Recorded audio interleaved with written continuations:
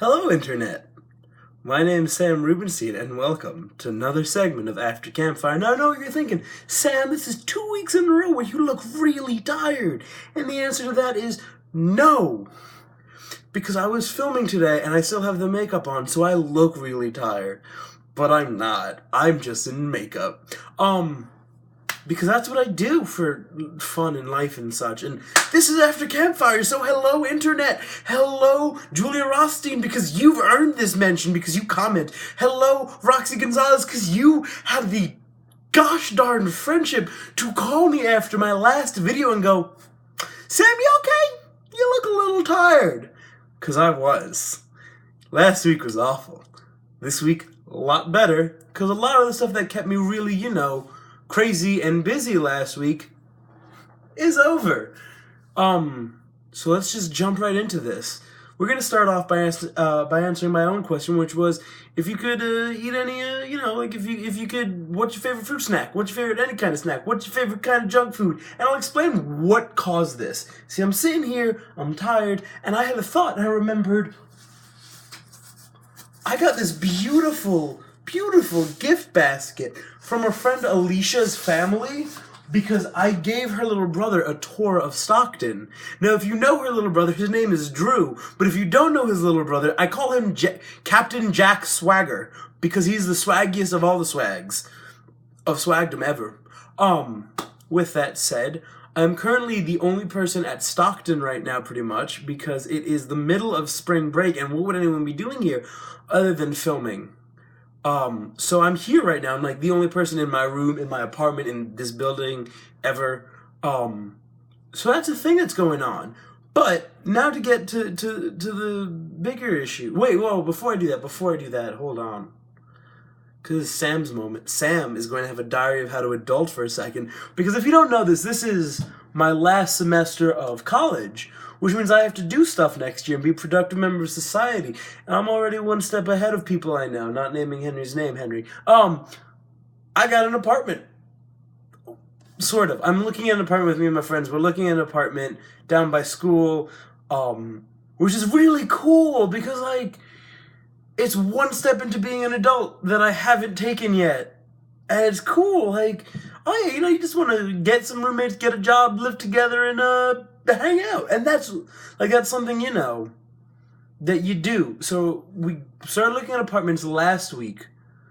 And then, we're going to try and meet up with the people that own the apartment that we really like. Hopefully in the next few weeks, you're going to get to hear how that goes while I also do a bunch of job applications. Like a lot of job applications. Like too many job applications. And try and get my life together. So that's the beginning of Sam's diary on how to adult. But that also means a lot of stuff's going to be changing this year. And I'm not sure how I feel about it just yet.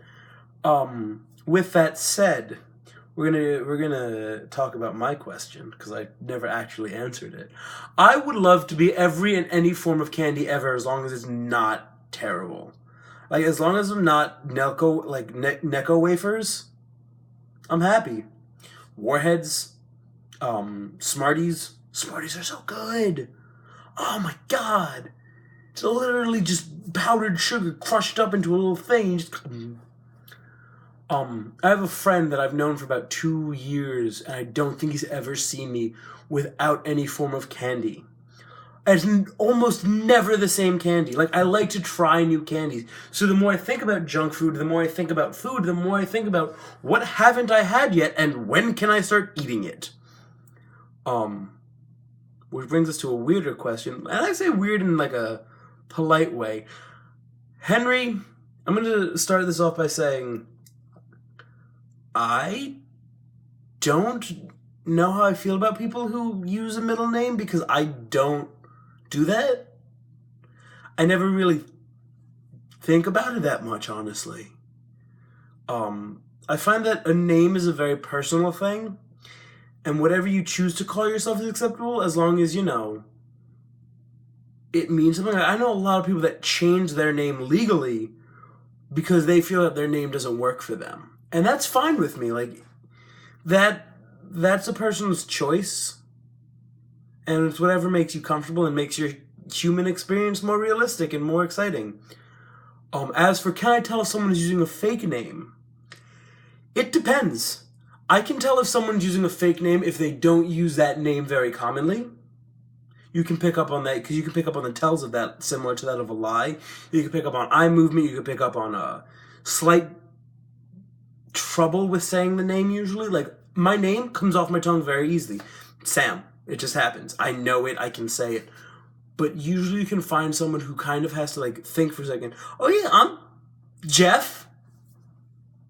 It doesn't work as well. But if they use that name very commonly, and it's to the point where that's what they go by, it's actually really hard to tell because it becomes so much of a part of their life, especially with a thing like a middle name, where it is technically part of your name. You're not lying. You're not pretending to be someone you're not. You're just going by a different part of yourself. So to sum it up, I can tell if someone's giving me a fake name, but I have more trouble telling if someone's giving me a different version of their name, like a middle name or a different way they say it. Like, there was a person that I met the other day. She goes by Meg. I assumed her name was Megan. It's Margaret. They're not the same names. But that was how it went. And I couldn't tell you that, her name wasn't Margaret or that it wasn't Meg because I didn't know. So to answer that question, I can sometimes tell if someone is not using their actual name. I'm not perfect. But I also kind of want to look into it more and see if I could find some stuff out of it, and I'll let you know in the future. I'm going to come back to it. We're going to do a comebacky thing. So now I'm going to ask you a different question. And this is a question I think we've talked about before. Not on this show, but like in real life. And it's a personal question because it's really personal to me. Because I'm a hypochondriac and I panic about things a lot and I like to think about the worst. But essentially, what's your zombie survival guide plan? I know you have one. I have one. What's yours? And let's see how well we do.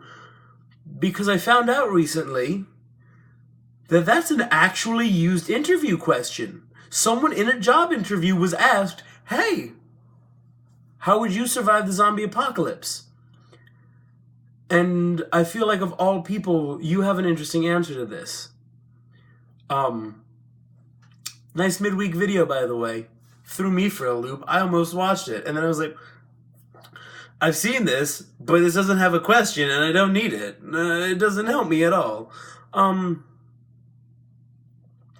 Also, to anyone in the comments, if you want to answer that question, like, how would you survive a zombie apocalypse? Would you survive a zombie apocalypse? What's your feelings on it? Because I have friends that get really, really afraid of it. I'm talking to you, Esme Felderman, little sister of mine, who get terrified of the concept of the zombie apocalypse.